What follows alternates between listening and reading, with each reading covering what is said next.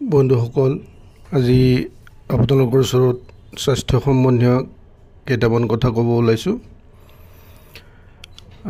এক নম্বৰ, ৰাতি টোপনি নাহিলে 1 মিনিটৰ বাবে চকু দুটা মুদি খৰকৈ মেলা জপোৱা কৰক। নিশ্চিতভাৱে পৰৱৰ্তী মিনিটত আপোনাৰ টোপনি যাব। মাইগ্ৰেইনৰ মূৰৰ বিষ হ'লে হাত দুখন বৰফৰ পানীত ডুবাই থৈ মুঠি মাৰক প্ৰায় 1 মিনিটৰ বাবে। লগে লগে বিষৰ পৰা পৰিত্ৰাণ পাব। পেটৰ খুব জ্বলা পোৰা হ'লে 3-4টামান তুলসী পাত লৈ ভাত খোৱাৰ পিছত চুবাই 1 গিলাচ গৰম পানী খাওক। লগে লগে জ্বলা পোৰা আঁতৰি যাব। দৈনিক 5-6 কাপ ৰঙা চাহ খালে পেটৰ চৰ্বি কমি নাইকিয়া হৈ যাব। দৈনিক 15 মিনিট প্ৰাণ খুলি হাঁহিব লাগে। 15 মিনিট হাঁহি 2 ঘণ্টা টোপনিতকৈও উত্তম।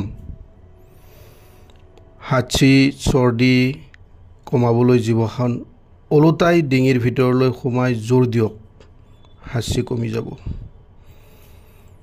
দিনত অকণমান বাগৰ দিলে স্মৃতিশক্তি বৃদ্ধি পাব আৰু হৃদৰোগৰ সম্ভাৱনা কমিব বুলি প্ৰমাণিত। বিছনাৰ পৰা উঠাৰ পিছতো যদি সেই টোপনি নিচা থাকি যায়, তেন্তে এখন ভৰি নমাই কেইছেকেণ্ডমান মজিয়াত ভৰিখন ৰাখক, দেখিব টোপনিৰ ভাৱ নাইকিয়া হৈছে। নিয়মিত যদি ভাল লগা গান বা সুৰীয়া সুৰ শুনে, ভৱিষ্যতে আপোনাৰ মগজুৰ কেঞ্চাৰ ৰোগৰ সম্ভাৱনা নাইকিয়া হয়। ৰাতিপুৱা যিমানেই পানী খাব, দিনটো সিমানেই দেহত সজীৱতা, কৰ্মসক্ৰিয়তা অনুভৱ কৰিব।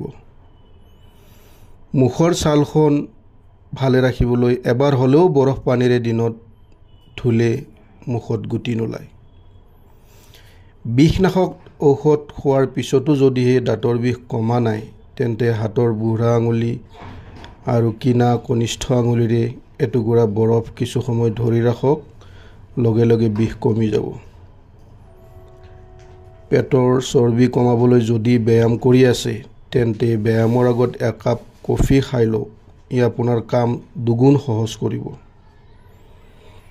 যদি পঢ়াৰ সময়ত বাৰে বাৰে টোপনি লাগিছে, তেন্তে যিমান সময় পাৰে উশাহ ধৰি ৰাখি এৰি দিয়ক, টোপনি পলাব। দেহা শুদ্ধিকৰণ কৰি ৰাখিবলৈ প্ৰতিদিনে এটা তিয়হ, এটা নেমু, কেইটামান পদিনাৰ পাত আৰু যথেষ্ট পৰিমাণে পানী সেৱন কৰিব। এয়া উত্তম শুদ্ধিকাৰক। মানসিক চাপ দূৰ কৰাৰ 2টা উত্তম উপায় হ'ল শৰীৰ চৰ্চা আৰু বন্ধু বান্ধৱীৰ সৈতে সময় কটোৱা। দৈনিক এগিলাচ ডালিমৰ জুইচ খালে হৃদৰোগ দূৰ হয় আৰু নিম্ন ৰক্তচাপ ৰোগৰ পৰিত্ৰাণ পাব। যদি কোষ্ঠকাঠিন্যৰ সমস্যাত ভুগিছে, তেন্তে ৰাতিপুৱা খালী পেটত আধা কাপ সিজোৱা বিট খাওক। বতৰৰ তৰমুজ খালে মানসিক চাপ আৰু অৱসাদ দূৰ হোৱাৰ লগতে দেহত বহুত শক্তি পোৱা যায়। ৰাতিৰ আহাৰ গ্ৰহণ কৰাৰ পিছত 10 মিনিট খোজ কাঢ়িয়ে শুব। ই পাচনতন্ত্ৰ মজবুত কৰি ৰাখিব। এই শুভবাৰ্তা আপোনাৰ বন্ধু প্ৰিয়জনলৈ বিলাই দি জীৱন অমূল্য কৰাৰ সহায়ক হওক।